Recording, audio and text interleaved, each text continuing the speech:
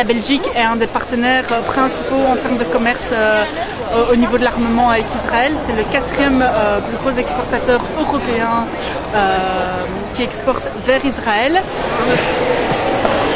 En fait, en Belgique, il y a quelque chose un peu particulier qui se passe avec des sociétés qui sont basées en Belgique, qui ont leur bureau en Belgique, qui travaillent en Belgique dans tout ce qui est surtout recherche, mais qui sont détenues, dont le capital est détenu à 85%, parfois 100% par des sociétés israéliennes.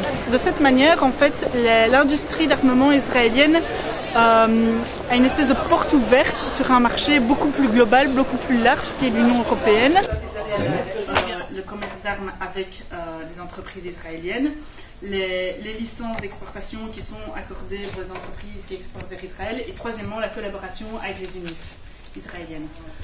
Aucune université israélienne n'a pris une position en faveur des droits des Palestiniens, y compris les Palestiniens de 48 qui ont la nationalité israélienne, donc qui sont des citoyens de l'État.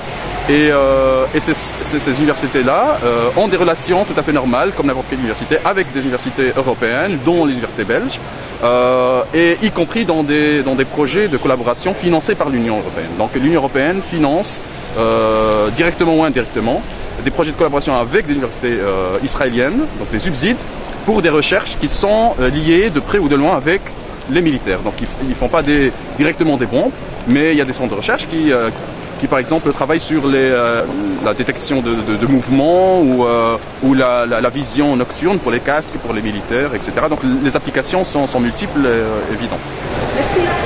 La Belgique doit quand même se soumettre à des régulations qui veulent qu'on n'accorde pas de licence envers les pays, envers les régions en conflit, envers les régions dans lesquelles l'armement pourrait être utilisé à des fins de répression d'une population, à des fins d'occupation, etc.